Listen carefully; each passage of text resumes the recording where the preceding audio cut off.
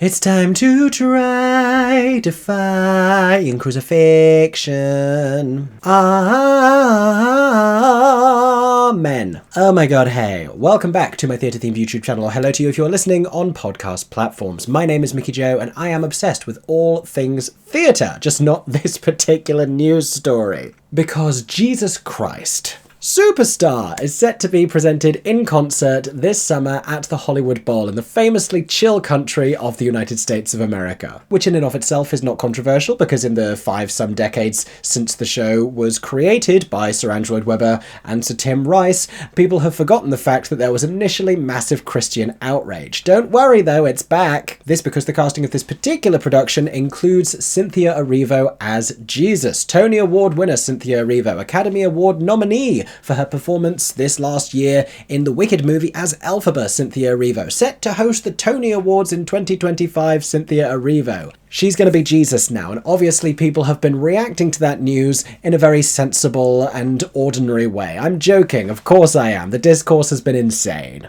And so today I am bringing that conversation, God help us all, to my theatre-themed YouTube channel. How many times have I blasphemed in the first few minutes of this video? I apologise, but I digress. We're going to talk about why this is a total non-issue, and why, if these people had been paying attention to musical theatre and Jesus Christ Superstar, they would realise that their outrage actually ought to have happened quite a long time ago. And finally, depressing though it may be, we're going to talk about whether this is the latest in a string of recent flare-ups of right-wing tension and aggression over casting, over what they perceive to be diversity inclusion, which as we all know at this point is massively under attack in the new US government. And we're going to see whether or not we are increasingly having a problem with that. Spoiler alert, we definitely are. In the meantime though, to quote Judas from Jesus Christ Superstar, I remember how this whole thing began. Let's go back to the start of this news story, in fact even further back, and talk about the context of Cynthia Erivo playing Jesus in Jesus Christ Superstar. So let's start at the present moment with this news story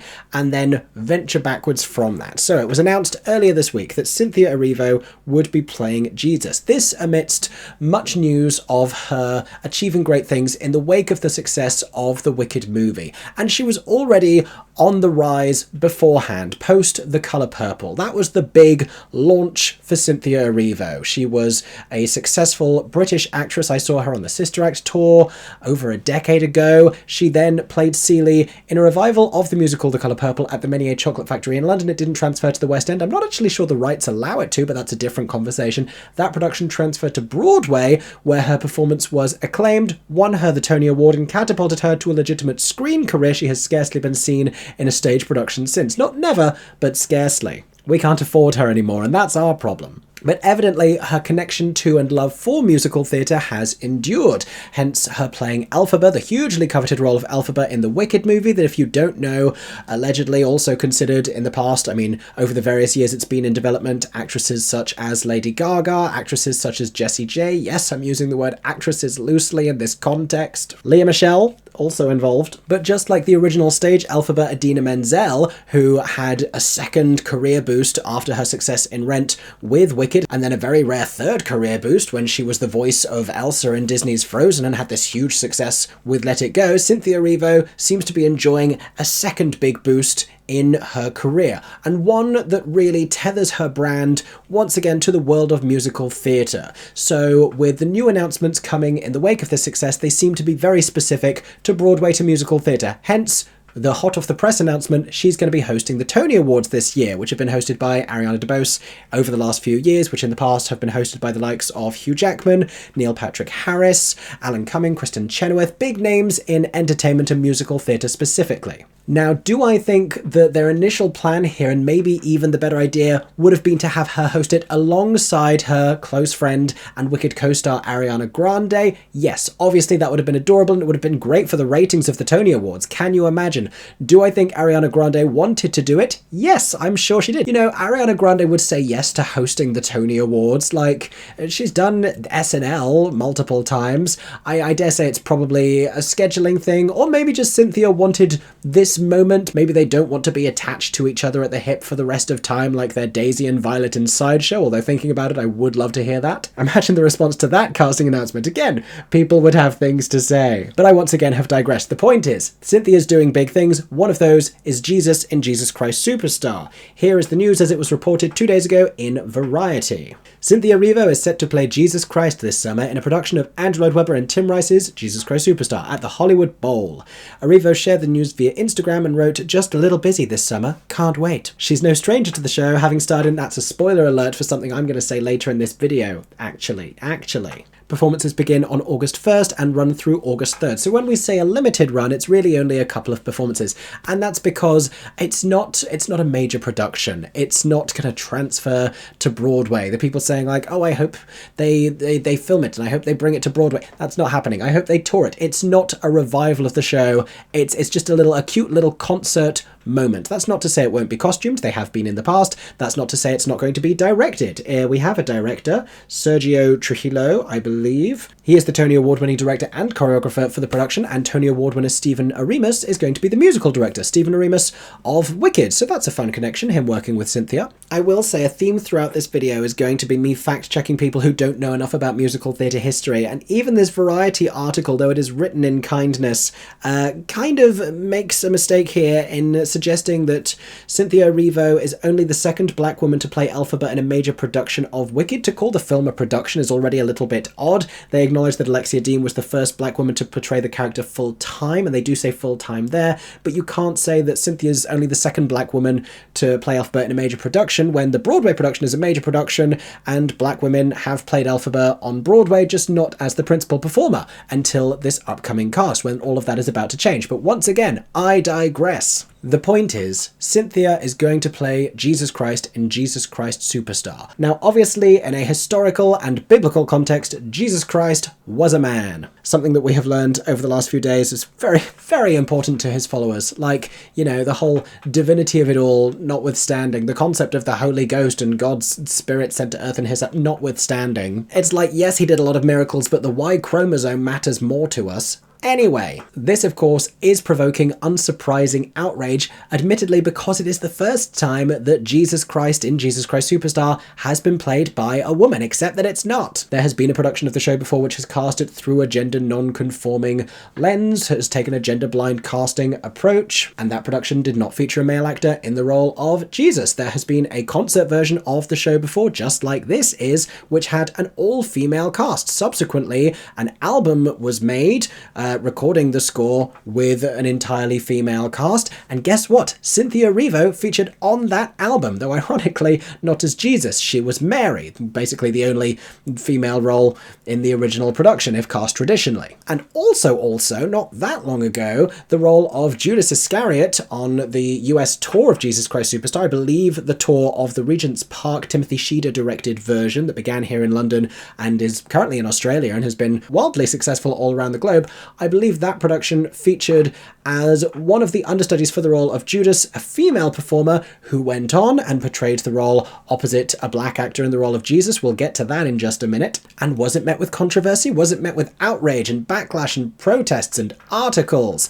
No, because those people never really found out about it, and even if they had, I don't know if a few years ago they would have cared, because there wasn't quite so much provoked outrage as there now is. We hadn't learned how to weaponize and economize outrage in the way that we now have. All of which is to say, this is not the first time that Jesus Christ Superstar has featured in its leading roles non-traditional casting from the perspective of gender. And we could talk about the many other musicals that have also in recent years taken a similar approach. We could talk about the very high-profile Company revival, which started in the West End and transferred to Broadway. We could talk about the Broadway revival of 1776. We could talk about a production of How to Succeed in Business Without Really Trying that I saw here in the UK. We could talk about all of the Shakespeare that is done constantly with casting irrespective of gender. But here is the question I would like to ask next. Do we really think this outrage would be happening if it were a performer other than Cynthia Erivo? If we were to take one step away from this and say,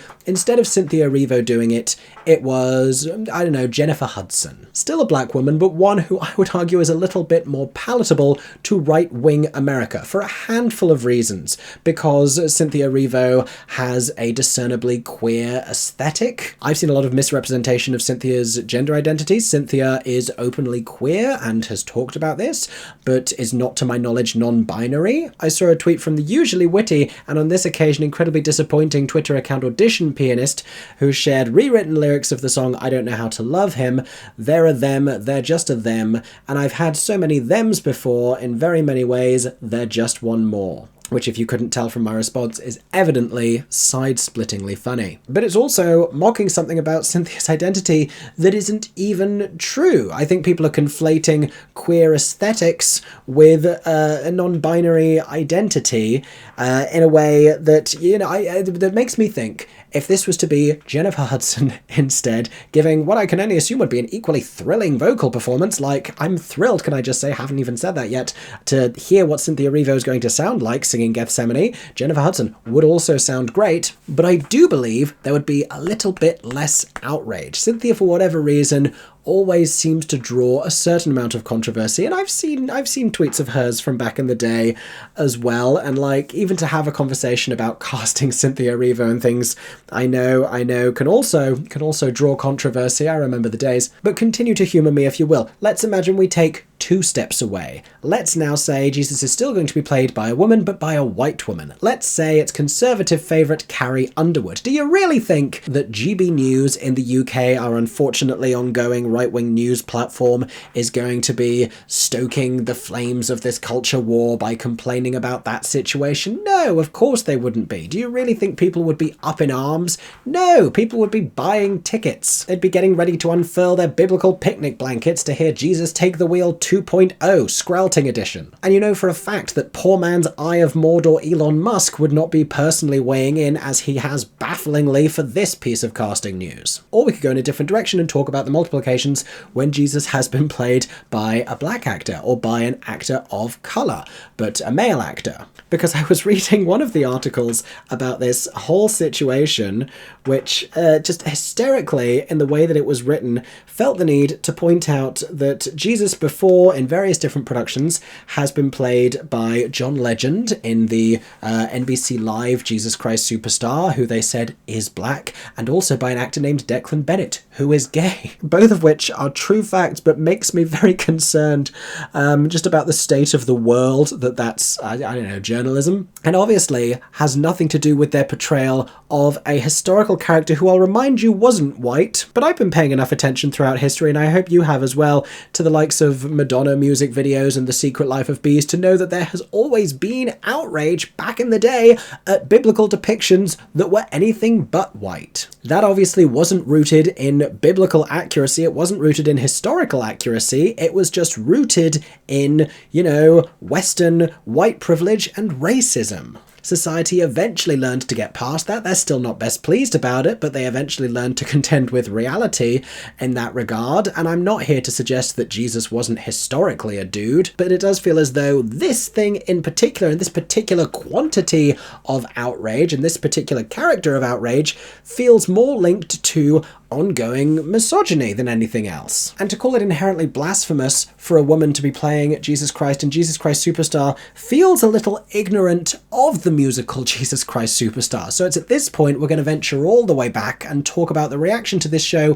when it first opened. Because they were picketed. They were protested on a daily basis. Original cast member Ted Neely has spoken about people trying to stop them accessing the stage door of the theatre. And can I just say that, you know, the religious fanatics in the years since evidently have lost a little bit of their commitment and drive, because now people are just like typing about it really angrily from their home. They're not even like leaving the house to complain about these things. People used to go out on the street. People used to make placards. People used to stop Broadway actors entering their workplaces, and now they're just trolling them on social media. Not that I would like to see a return to those days, of course, but doesn't it make people seem a little bit pathetic that they can't even protest exuberantly? Like, you can't even go outside, you can't even put on shoes. What's the point of you? Anyway, much of the reason for the protest is because the musical Jesus Christ Superstar, controversially at the time and arguably still controversially now,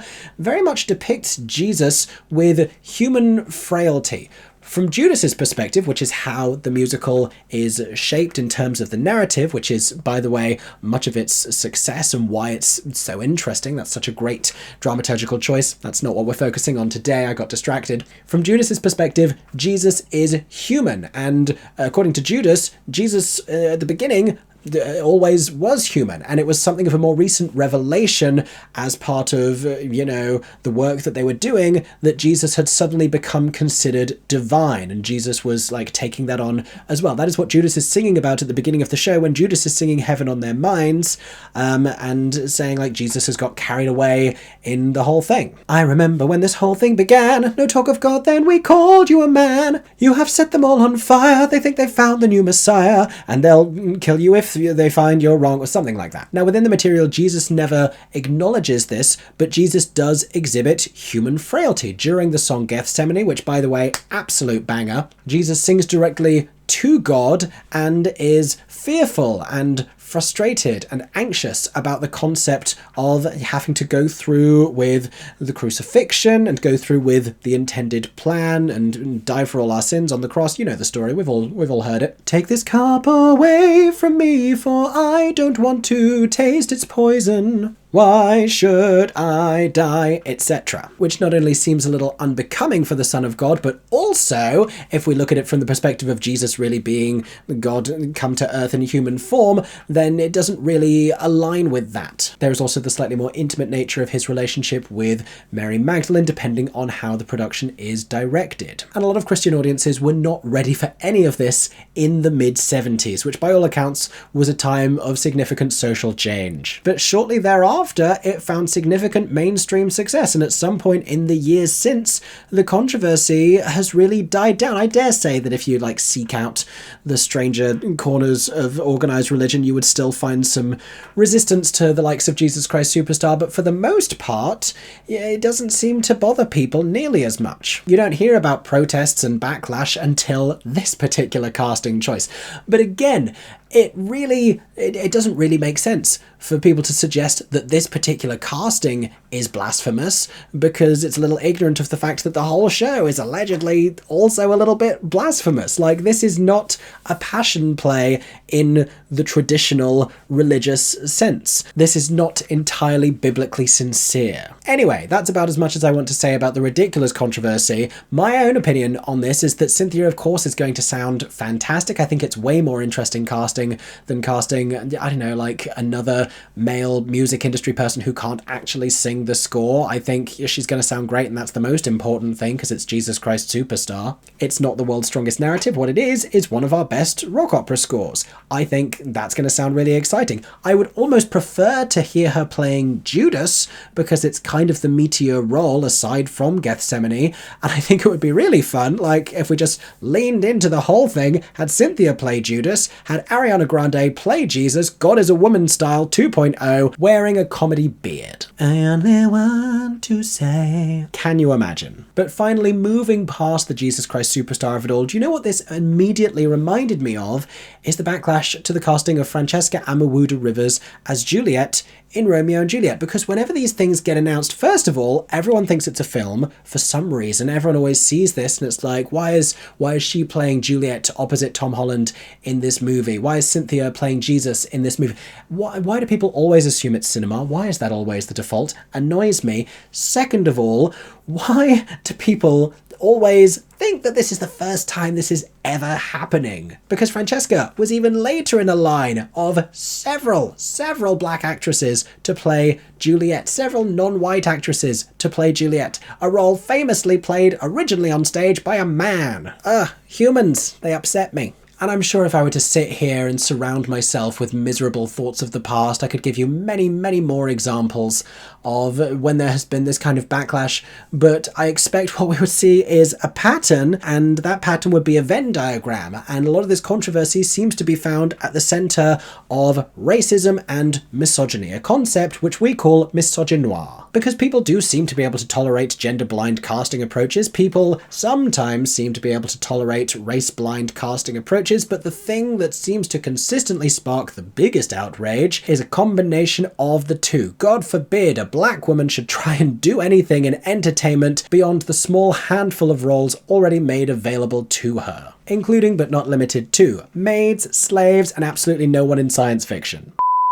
Oh my god, hey, I'm currently editing this video and I've just thought of another couple of examples as I suspected that I might. One of them is when nominee was cast in the original cast of the Harry Potter and the Cursed Child play, as a black actress playing Hermione, and all of the stuff around that, and like going back to the books and how people were like looking through to find the slightest thing and be like, see, in this one line of this one chapter of this one book, Hermione's described as like turning pale, so therefore this shouldn't be happening. Like, it was so gross, and it's so reductive of the capabilities of these brilliant actors to their race and to their skin color. People aren't seeing actors here, people are just seeing black actors. People are just seeing a black woman, and I just think we keep seeing this again and again and again.